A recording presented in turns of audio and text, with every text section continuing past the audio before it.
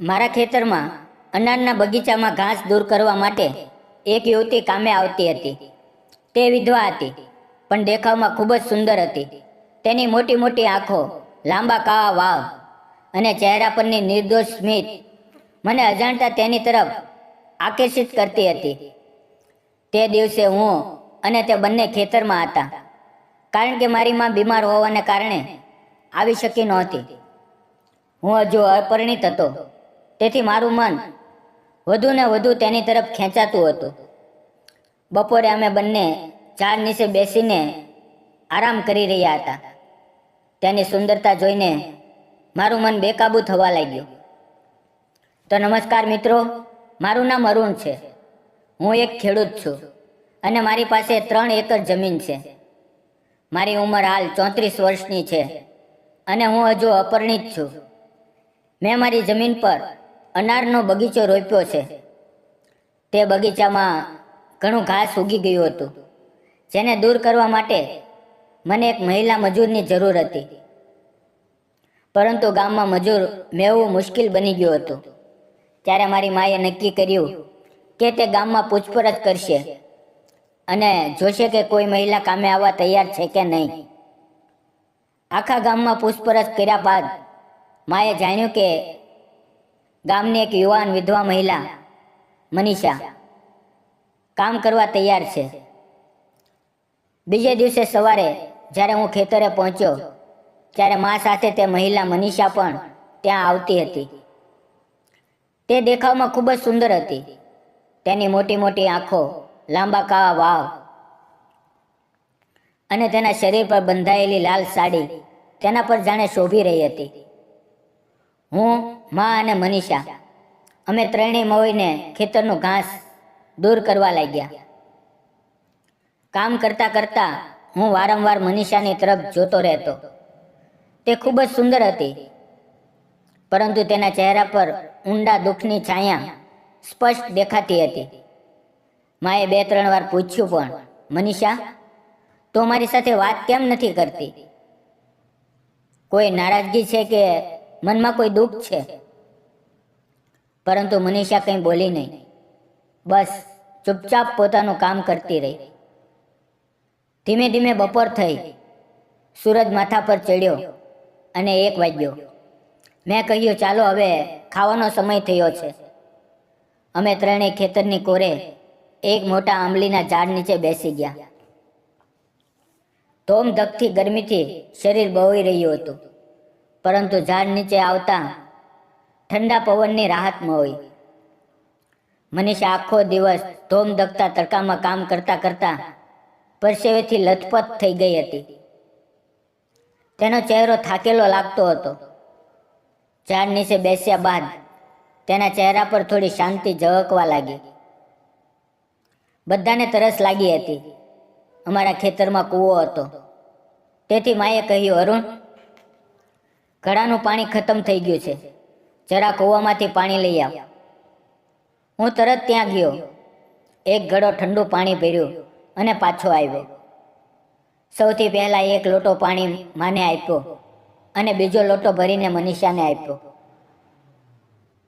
હું તેની તરફ જોઈ રહ્યો હતો. જ્યારે તે પાણી પી રહી હતી, ત્યારે તેના ગળામાંથી નીચે ઉતરતું પાણી મને સ્પષ્ટ દેખાતું હતું.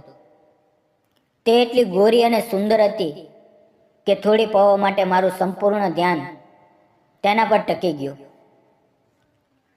પછી અમે બધાએ પોતપોતાના ડબ્બા ખોલ્યા. દરેકે પોતાની શાકભાજી અને રોટલી એકબીજા સાથે વહેંચી. મનીષાએ પોતાનો ડબ્બો ખોલ્યો તો તેમાં માત્ર 2 રોટલી અને થોડી ચટણી હતી. આ જોઈને માની આંખોમાં આંસુ આવી ગયા. માએ કહ્યું, અરે મનીષા, તું શાક કેમ નથી લાવી? રોજ માત્ર ચટણીથી પેટ કેવી રીતે ભરાય છે?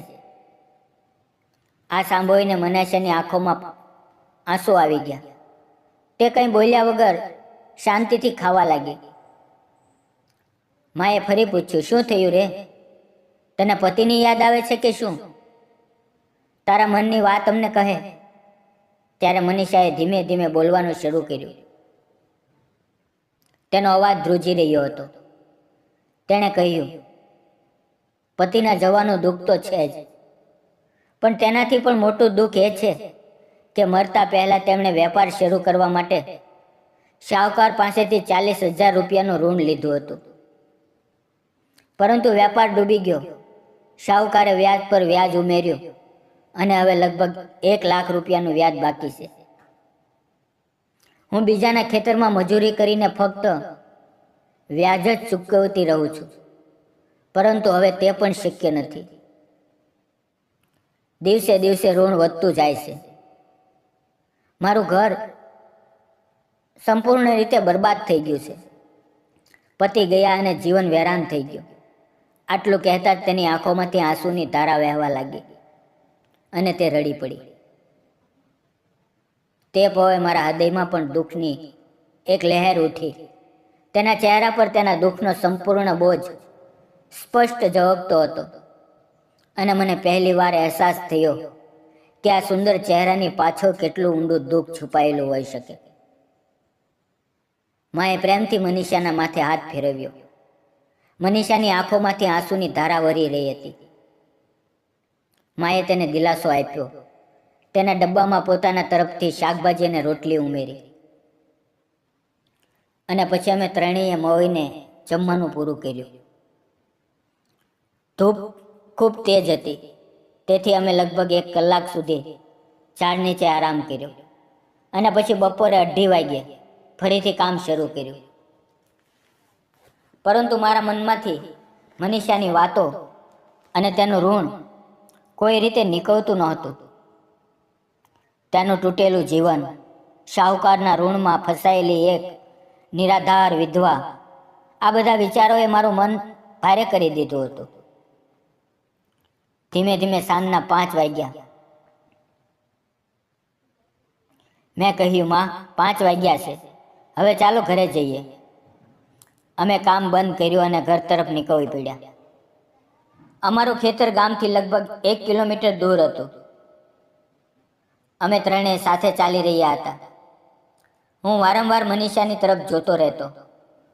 તેનું ચાલવું, તેના શરીર પર લહેરાતી સાડી અને તેની પાતળી કમરનું હલનચલન બધું જ એટલું સુંદર અને આકર્ષક લાગતું હતું કે મારી નજર વારંવાર તેની તરફ ખેંચાઈ રહેતી હતી. તેણે પોતાનું મન હળવું કરી લીધું હતું, એટલે કદાચ તેના ચહેરા પર હવે થોડી રાહત હતી. થોડી વારમાં અમે ગામમાં પહોંચી ગયા. મારા ઘરથી લગભગ 1 કિલોમીટર દૂર તેનું ઘર હતું. અમારી ઓળખાણ હજુ નવી હતી, પરંતુ તેની આંખોમાં ઝળકતું દુઃખ અમારી વચ્ચે એક વિચિત્ર નિકટતા લાવી હતી. મનીષાના સાસુ સસરા નહોતા. તે એકદમ એકલી રહેતી હતી અને આ વાત મારા હૃદયને ખૂબ ચૂપતી હતી. બીજા દિવસે સવારે મારી માને થોડો તાવ આવ્યો. તેમ છતાં તે ખેતર જવાનો આગ્રહ કરતી હતી. મેં તેને રોકી. માં, તું આરામ કર, દવા લે અને સૂઈ જા. જો હવે ખેતરે ગઈ તો તબિયત વધુ બગડશે. કામની ચિંતા ન કર, હું છું ને. પછી હું મેડિકલ સ્ટોરમાંથી દવા લાવ્યો. માએ દવા લીધી અને આરામ કરવા લાગી. સવારે 10 વાગ્યે હું ખેતરે પહોંચ્યો અને કામ શરૂ કર્યું. ખેતરના બાંધ પરથી હું જોઉં છું તો દૂરથી મનીષા આવી રહી હતી. તેના હાથમાં એક નાની પોટલી હતી, જેમાં કદાચ તેનો ટિફિન અને ઘાસ કાપવાના સાધનો હશે. હું તેને દૂરથી જોતો હતો. સવારના ધોમ ધકતા તડકામાં તે જાણે ચમકી રહી હતી. તેના ચહેરા પર એક અલગ જ આભા હતી. થોડી વાર બાદ તે મારી પાસે આવી અને બોલી, માં નથી આવ્યા? મેં જવાબ આપ્યો, ના, તેમને તાવ છે એટલે ઘરે આરામ કરે છે. આ સાંભળીને મનીષાના ચહેરા પર ચિંતાની રેખાઓ ઉભરી આવી. તેણે કહ્યું, શું થયું? તબિયત વધુ ખરાબ છે? મેં કહ્યું, સવારે ખાવાનું બનાવતી વખતે તેમને તાવ આવ્યો. હું તેમના માટે દવા લાવ્યો છું. તે દવા લઈને આરામ કરે છે. તું ચિંતા ન કર. આ સાંભળીને મનીષા શાંત થઈ અને કામે લાગી. અમે બંને બેસીને ઘાસ કાપવા લાગ્યા. હું વારંવાર ચોરી છુપે તેની તરફ જોતો રહેતો. તેનો સાથ મને એક વિચિત્ર આનંદ આપી રહ્યો હતો. તેની વાતોમાં મીઠાશ હતી, અવાજમાં નરમાઈ હતી, અને તેની હાજરીથી ખેતરમાં કામ કરતા મનને એક અનોખી શાંતિ મળી રહી હતી. વાતોમાં બપોર થઈ ગઈ, અમને ખબર જ ન પડી. બપોરે અમે બંને સાથે ખાવાનું ખાધું. પછી નજીકના ઝાડ નીચે જઈને થોડીવાર આરામ કરવા લાગ્યા. હું તેની તરફ જોતો હતો, પરંતુ તેની આંખોમાં ફરી એ જ ઉદાસી પાછી આવી હતી. તેની આંખોમાંથી આંસુ ટપકી રહ્યા હતા. તેને આ રીતે જોઈને મને ખૂબ ખરાબ લાગ્યું. મેં ધીમેથી કહ્યું, મનીષા, તું આટલી ચિંતા કેમ કરે છે? આજે ફરી શું થયું? ત્યારે તેણે આંસુ લૂછતા કહ્યું, આજે સવારે શાહુકાર ઘરે આવ્યો હતો. તે પૈસા માંગતો હતો. મેં કહ્યું કે મારી પાસે હાલ આટલા પૈસા નથી, પરંતુ તે કંઈ સાંભળવા તૈયાર નહોતો. ઉલટો તેણે મારા પર હાથ નાખવાનો પ્રયાસ કર્યો. મેં જોરથી બૂમ પાડી અને તેને ઘરમાંથી બહાર કાઢી દીધો. પરંતુ જતાં જતાં તેણે ધમકી આપી કે જો 1 અઠવાડિયામાં પૈસા નહીં ચૂકવ્યા તો મારું ઘર પણ તે કબજે કરી લેશે. આ સાંભળીને હું સ્તબ્ધ થઈ ગયો. મારી આંખો સામે એક વિધવા સ્ત્રીનું સંઘર્ષમય જીવન ફરવા લાગ્યું. પૈસાની લાલચમાં શાહુકાર કેટલું નીચે ગયો હતો, અને એકલી મનીષા તે રાક્ષસ જેવા માણસ સામે ઝઝૂમી રહી હતી. આ વિચારે મારા હૃદયમાં ગુસ્સો અને દયા બંને ઉભરાઈ આવ્યા. મને ખૂબ ખરાબ લાગ્યું.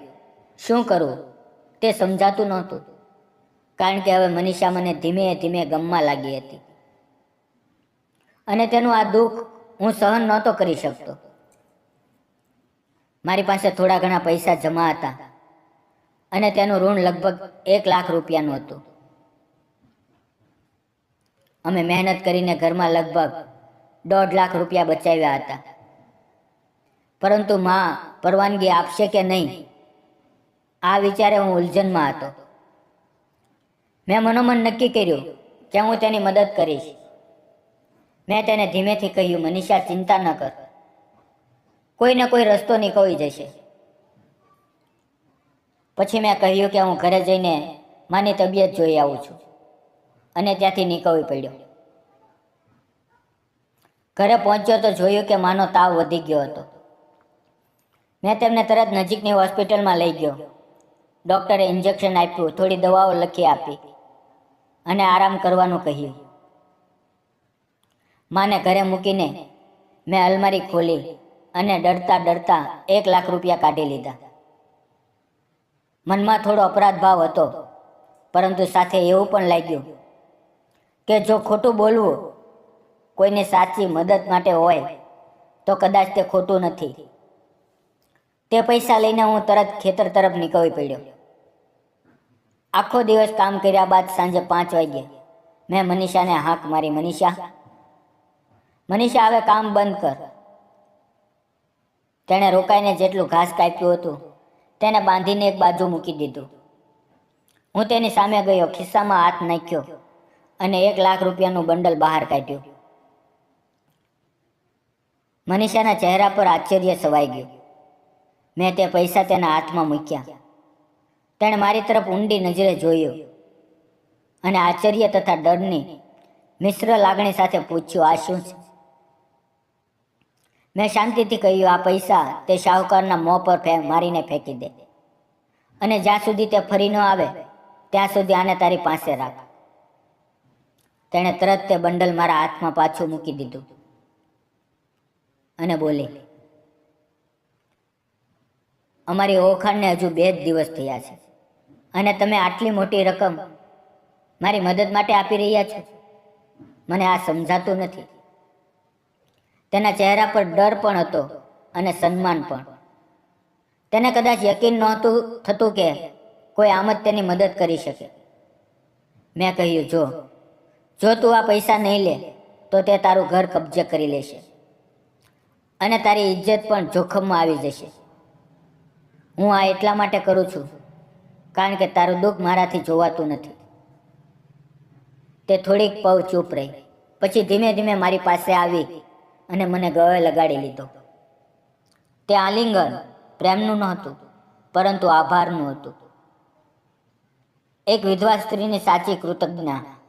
થોડી પળો બાદ તે પાછળ હટીને બોલી, મને લાગે છે કે મેં તમારા વિશે ખોટું વિચાર્યું. પછી તેણે માફી માંગી અને કહ્યું, હું ધીમે ધીમે તમારા પૈસા પાછા આપી દઈશ. શું તમે આ વાત માને કહી છે? મેં ગભરાતા કહ્યું, ના, હજુ કંઈ નથી કહ્યું, તું ચિંતા ન કર. તે દિવસે અમારા બંનેના હૃદય હળવા થઈ ગયા. તેણે પોતાના જીવનમાં આશાનું એક કિરણ દેખાયું અને મને તેનું દુઃખ થોડું ઓછું કરવાનું સુકૂન મળ્યું. પછી અમે નક્કી કર્યું કે અમે બંને શાહુકાર પાસે જઈશું. હૃદયમાં દ્રઢ નિશ્ચય હતો કે હવે ડરવું નથી. અમે શાહુકારના ઘરે ગયા. તેના ખાતામાં લખેલા બધા વ્યાજ અને ઋણના હિસાબ બતાવ્યા અને સમજાવવાનો પ્રયત્ન કર્યો કે તે જે અતિશય વ્યાજ અમારી પાસે વસૂલી રહ્યા છે તે માનવતાની વિરુદ્ધ છે. તે સમયે મારા હૃદયમાં એક વિચિત્ર ઉલઝન હતી. એક તરફ સુકૂન હતું કે હું કોઈના કામ આવ્યો, અને બીજી તરફ ડર હતો કે માને ખબર પડશે તો શું થશે. પરંતુ છતાં મારા મનમાં એ જ ભાવના હતી કે મનીષાની ઇજ્જત અને તેનું ઉજળેલું સંસાર મારા માટે સૌથી વધુ મહત્વ ધરાવે છે. કુલ દેવું 1 લાખ રૂપિયાનું હતું અને આખરે મનીષાએ તે પૈસા શાહુકારને આપી દીધા. તેણે દરેક નોટ ગણીને જોઈ. તેના ચહેરા પર સંતોષ હતો, પરંતુ આંખોમાં હજુ પણ એક નીચી ચમક હતી. તેણે મનીષા તરફ ઘૂરીને કહ્યું, તારી પાસે તો એક ફૂટી કોડી પણ નહોતી, તો આટલા પૈસા ક્યાંથી લાવી? તેના લહેકામાં શંકા હતી અને નજરમાં તિરસ્કાર. મેં તેની તરફ જોયું, પરંતુ મનીષા બિલકુલ ન ડરી. તેની આંખોમાં હિંમત અને આત્મવિશ્વાસ ઝળકતો હતો. તે દ્રઢ અવાજે બોલી, મેં તારા પૈસા બરાબર પાછા આપી દીધા છે. હવે બાકીની વાતોમાં પડવાની જરૂર નથી. આગળ કંઈ ન પૂછ. આટલું કહીને મનીષાએ તેના તરફથી મોં ફેરવી લીધું અને ત્યાંથી ચાલવા લાગી. હું પણ ચૂપચાપ તેની પાછળ પાછળ ચાલવા લાગ્યો. તેના પગલામાં દ્રઢતા હતી, પરંતુ તેના હૃદયમાં દુઃખની ઊંડાઈ હતી, જે હું અનુભવી શકતો હતો. રસ્તામાં ચાલતા ચાલતા તેણે ધીમેથી કહ્યું, મારે તારી માને મળવું છે. તેમની તબિયત કેવી છે તે જોવું છે. મેં કહ્યું, હું ગઈકાલે તેમને ડૉક્ટર પાસે લઈ ગયો હતો. દવાઓ લઈ આવ્યો છું. ચાલ સાથે મળી લઈએ. મનીષા મારી સાથે મારા ઘરે આવી. અમારું ઘર ખૂબ નાનું હતું, 2 રૂમનું. મનીષા પહેલી વાર મારા ઘરે આવી હતી. મેં તેને એક લોટો પાણી આપ્યું. તે અંદર આવી અને માની પાસે બેસી ગઈ. માં ખાટલા પર સૂતેલા હતા. મનીષાએ પ્રેમથી તેના માથે હાથ ફેરવ્યો તો માએ ધીમે ધીમે આંખો ખોલીને કહ્યું, કોણ છે? મનીષા હસીને બોલી, હું મનીષા. તમારી તબિયત જોવા આવીશું. માના શરીરમાં હજુ થોડો તાવ હતો, થોડો ઓછો થયો હતો, પરંતુ તેમને હજુ આરામની જરૂર હતી. આ જોઈને મનીષાના ચહેરા પર ચિંતા ઉભરી આવી. તેણે કહ્યું, આજે હું તમારા માટે જમવાનું બનાવું છું. તમે બિલકુલ ચિંતા ન કરો. મેં ના પાડી, આની જરૂર નથી. પરંતુ તેણે આગ્રહ કર્યો. તેના અવાજમાં જે અપનાપણું હતું તે સાંભળીને મારું હૃદય પીગળી ગયું. આખરે તે રસોડામાં ગઈ અને ખૂબ સાદગી પરંતુ અપાર પ્રેમથી જમવાનું બનાવ્યું. શાકભાજીની સુગંધ અને રોટલીની મહેક આખા ઘરમાં ફેલાઈ ગઈ. માએ થોડું ખાધું અને કહ્યું, આજે તો તું અમારા ઘરે જમી લે. તારા ઘરે જઈને ફરી ન બનાવ. તે સમયે ઘરનું વાતાવરણ બદલાઈ ગયું. અમે ત્રણેય સાથે બેસીને જમવાનું ખાધું. મનીષા જ્યારે ખાતી હતી ત્યારે તેના ચહેરા પર એક હળવી સ્મિત હતી, જે જોઈને મને અંદરથી એક અનોખું સુકૂન મળ્યું. જમી લીધા બાદ હું તેને બહાર મૂકવા ગયો. જતી વખતે તેણે મારી તરફ જોયું અને એક પ્યારી સ્મિત આપી. તેની આંખોમાં જે ખુશીની ઝગમગાટ હતો તે જોઈને મારા હૃદયમાં એક વિચિત્ર ગરમી ભરાઈ ગઈ. હું ઘરે પાછો આવ્યો અને માની પાસે બેસી ગયો. માએ મારી તરફ જોયું અને કહ્યું, મનીષા કેટલી નેકદિલ સ્ત્રી છે. જો તારા લગ્ન આવી કોઈ સાથે થાય તો મારી છેલ્લી ઈચ્છા પૂરી થઈ જાય. માના આ શબ્દો સાંભળીને મારું હૃદય જોરથી ધડકવા લાગ્યું. થોડી વાર હું ચૂપ રહ્યો. પછી ધીમેથી કહ્યું, માં, મેં તારાથી એક વાત છુપાવી છે. ઘરમાં જે થોડા પૈસા હતા તે મેં મનીષાના સાહુકારને આપી દીધા. તે તેના પર જુલમ કરવાનો પ્રયત્ન કરતો હતો, એટલે મેં મદદ કરી. માં પહેલા થોડી વાર ચૂપ રહી. કદાચ તેને આઘાત લાગ્યો, પરંતુ પછી તેના ચહેરા પર સંતોષની ઝગમગાટ આવી. તેણે કહ્યું, અરે બેટા, પૈસા આજે નહીં તો કાલે ફરી આવી જશે, પરંતુ તે એક સારી સ્ત્રીની ઇજ્જત બચાવી. આ સૌથી મોટું પુણ્ય છે. મનીષા ખૂબ સારી છે. મને પૂરો ભરોસો છે કે તે એક દિવસ તારા પૈસા પાછા આપી દેશે. માના આ શબ્દોથી મારી આંખો ભરાઈ આવી. તે રાત્રે હું ખૂબ સુકૂનથી સૂઈ ગયો. બીજે દિવસે સવારે જ્યારે ઉઠ્યો ત્યારે મનમાં એક જ ઈચ્છા હતી, મનીષાને મળવું. માની તબિયત હવે થોડી સારી હતી, પરંતુ તેમના ઘૂંટણમાં હજુ દુખાવો હતો. મેં કહ્યું, માં, તું હવે ખેતરે ન જા. થોડા દિવસ આરામ કર. હું અને મનીષા મળીને બધું કામ કરી લઈશું. સવારે 10 વાગ્યે મનીષા હંમેશાની જેમ આવી, પરંતુ આજે તે 2 ડબ્બા લઈને આવી, એક મા માટે અને એક અમારા બંને માટે. આ જોઈને હું આશ્ચર્યચકિત થઈ ગયો. તેમના મનમાં અમારા માટે આટલો સ્નેહ જોઈને મારા હૃદયમાં અસીમ આનંદ ઉભરાઈ આવ્યો. અમે બંને ખેતર તરફ નીકળી પડ્યા. રસ્તામાં તે હસતા હસતા વાતો કરતી હતી. તેની સ્મિતમાં એક નિષ્કપટતા હતી, પરંતુ આંખોમાં હજુ પણ ક્યાંક ઊંડે છુપાયેલું દુઃખ હતું. તેનું આમ હસવું, શરમાવું અને બોલવું મારા હૃદયમાં ઊંડે ઉતરી રહ્યું હતું. તે વખતે મને લાગ્યું કે મારું જીવન હવે કોઈ નવા વળાંક પર આવી ગયું છે. થોડી વારમાં અમે ખેતરે પહોંચી ગયા અને કામ શરૂ કર્યું.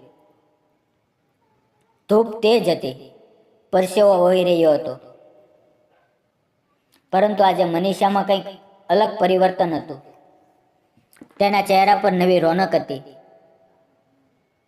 તેના પગલાં હળવા લાગતા હતા અને તે એટલી લગન અને ઉત્સાહથી કામ કરી રહી હતી કે હું બસ તેને જોતો જ રહી ગયો. મારા મનમાં સવાલ આવ્યા, આટલા ઊંડા દુઃખમાંથી પસાર થયેલી આ સ્ત્રી આજે આટલી ખુશ કેવી રીતે લાગે છે? કદાચ તેના હૃદયનો બોજ થોડો હળવો થઈ ગયો હતો. કામ કરતાં કરતાં અમારી નજરો વારંવાર એકબીજા સાથે ટકરાવા લાગી. તે નજરમાં હવે ઝટકો હતો, અપનાપણું હતું અને ક્યાંક ને ક્યાંક ઉભરાતો સ્નેહ પણ. અચાનક જ્યારે મનીષા ઘાસ કાપી રહી હતી ત્યારે તે જોરથી ચીજ પાડી અને પળવારમાં મારા છાતી સાથે ચોંટી ગઈ. હું ગભરાઈ ગયો. સમજાયું નહીં કે શું થયું. મારી નજર જમીન પર ગઈ તો જોયું કે ત્યાં એક મોટો કાળો સાપ આગળ વધી રહ્યો હતો. મારું હૃદય જોરથી ધડકવા લાગ્યું, પરંતુ તે પળે મારા પર સાપ કરતાં વધારે મનીષાનો અહેસાસ આવી હતો. તે મારી બાહોમાં સમાઈ ગઈ હતી. હવે તે પણ મને સુસ્તપણે પકડી રહી હતી. થોડી વાર પછી સાપ આગળ નીકળી ગયો અને મનીષા ધીમે ધીમે મારાથી અલગ થઈ. તેણે માથું નમાવ્યું. ચહેરા પર લાલી હતી, પરંતુ હોઠ અને અવી સ્મિત ખીલી હતી. તે પળે મને લાગ્યું કે જો તે સાપ ત્યાં ન આવ્યો હોત તો કદાચ મને તેની આ મધુર બાહોનો અહેસાસ ક્યારેય ન થયો હોત. મારા મનમાં તે સાપ પ્રત્યે પણ એક વિચિત્ર કૃતજ્ઞતા ભરાઈ આવી. થોડી વાર બાદ બપોર થઈ. આજે પણ મનીષા પોતાનું ટિફિન લાવી હતી, પરંતુ આ વખતે અમે બંને ખૂબ નજીક બેસીને એક જ થાળીમાં પ્રેમથી જમવાનું. અમારી આંખો વધુ વાત કરી રહી હતી. તેના હસતા ચહેરામાં હવે એક અલગ જ ચમક હતી. જમવાનું ખાઈ લીધા બાદ અમે એક ઝાડ નીચે બેસી ગયા. ઠંડી છાંય, હળવો પવન અને અમારી નિકટતા, બધું જ કોઈ સ્વપ્ન જેવું લાગતું હતું. હું ઝાડને ટેકો લઈને બેસી ગયો અને મનીષા બિલકુલ નજીક આવી ગઈ. તેનો હાથ મારા હાથની નજીક હતો. મેં ધડકતા હૃદયે ધીમે તેનો હાથ પકડી લીધો. મનીષાએ એકવાર મારી તરફ જોયું, પરંતુ હાથ પાછો ન ખેંચ્યો. તેની આંખોમાં ઝટકો હતો, પરંતુ વિરોધ નહોતો. પળે પળે અમારી વચ્ચેનું અંતર ઘટતું ગયું. અમે એકબીજા તરફ ફેર્યા અને અજાણતા અમારા ચહેરાઓ વચ્ચેનું અંતર ઘટવા લાગ્યું. તે સમયે અમારું જીવન સંપૂર્ણ બદલી નાખ્યું. હવે અમે ફક્ત ખેતરમાં કામ કરતા સાથીઓ નહોતા, પરંતુ જીવનના પ્રેમી અને સાચા હમસફર બની ગયા હતા. આવી જ રીતે થોડા દિવસો પસાર થયા. લગભગ 8-10 દિવસ સુધી અમે રોજ સાથે કામ કરતા, સાથે જમતા, હસતા, વાતો કરતા અને એકબીજાની વધુ નજીક આવતા ગયા. આખરે અનારના બગીચાનું બધું ઘાસ સંપૂર્ણપણે દૂર થઈ ગયું અને કામનો છેલ્લો દિવસ આવી પહોંચ્યો. બપોરે જમ્યા બાદ અમે હંમેશાની જેમ ઝાડ નીચે બેસીને વાતો કરી રહ્યા હતા. પરંતુ આજનો દિવસ અલગ હતો, કારણ કે કાલથી મનીષા ખેતરે નહોતી આવવાની. મારું મન ખૂબ બેચેન હતું. હિંમત જુટાવીને મેં તેને કહ્યું, મનીષા, આપણે બંને લગ્ન કરી લઈએ. હું તને સાચા દિલથી પ્રેમ કરું છું. જે દિવસે મેં તને પહેલી વાર જોઈ, તે દિવસથી જ મારું દિલ તારું થઈ ગયું છે. મનીષાની આંખોમાં આંસુ આવી ગયા, પરંતુ ચહેરા પર મીઠી સ્મિત હતી. તેણે કહ્યું, મને પણ તમે ગમો છો, પરંતુ મારો આ પ્રેમ એટલા માટે નથી કે તમે મને પૈસા આપ્યા, પરંતુ એટલા માટે છે કે તમે ખરેખર ખૂબ સારા માણસ છો. તમે મારી ચિંતા કરો છો, મારો સાથ આપો છો. હું પણ તમારી સાથે જીવન વિતાવવા માંગુ છું. તેના શબ્દો સાંભળીને મારું હૃદય ખુશીથી ભરાઈ ગયું. અમે ફરી એકબીજાને ગળે લગાડ્યા. તે સાંજે મેં માને બધું કહી દીધું. માની આંખોમાં ખુશીના આંસુ હતા. તે બોલી, મને પણ મનીષા ખૂબ ગમે છે. આવી વહુ મળવી એ તો સાચે સૌભાગ્યની વાત છે. બીજે દિવસે હું અને મા મનીષાના ઘરે ગયા. અમને જોઈને તે દરવાજે જ ચોંકી ગઈ. મા તેની પાસે ગઈ અને બોલી, અરુણે મને બધું કહી દીધું છે. તમારા બંનેના દિલમાં એકબીજા માટે પ્રેમ છે અને તમે સાથે જીવન વિતાવવા માંગો છો. મને આનો કોઈ વાંધો નથી. મનીષા શરમાઈ અને હસી. માએ અમારા માથે હાથ મૂકીને આશીર્વાદ આપ્યા. તે સમયે મને લાગ્યું કે મારું જીવન હવે પૂર્ણ થઈ ગયું છે. થોડા દિવસોમાં અમારા લગ્ન ધામધૂમથી થયા. સગા સંબંધીઓ અને ગામના લોકોએ અમને ખૂબ આશીર્વાદ આપ્યા. સમય વીતતો ગયો. 1 વર્ષ વીતી ગયું અને આજે મનીષા મા બનવાની છે. અમારું જીવન એક નવા ફૂલની જેમ ખીલી રહ્યું છે. મિત્રો, જો મારી અને મનીષાની પ્રેમ કથા તમને ગમી હોય તો વિડીયોને લાઈક, ચેનલને સબસ્ક્રાઈબ કરવાનું ન ભૂલશો અને એક નાની એવી કોમેન્ટ પણ જરૂર કરજો. વિડીયોમાં આવેલા નામ, પાત્ર અને ઘટના ફક્ત કાલ્પનિક છે તેનો કોઈ પણ વ્યક્તિ, જાતિ કે ધર્મ સાથે સંબંધ નથી. આ વિડીયો ફક્ત મનોરંજન અને શૈક્ષણિક હેતુથી બનાવવામાં આવ્યો છે. તેને અન્યથા ન જોશો અને આવતીકાલની વાર્તા જોવાનું ચૂકશો નહીં. તમારા પ્રેમ બદલ ધન્યવાદ મિત્રો.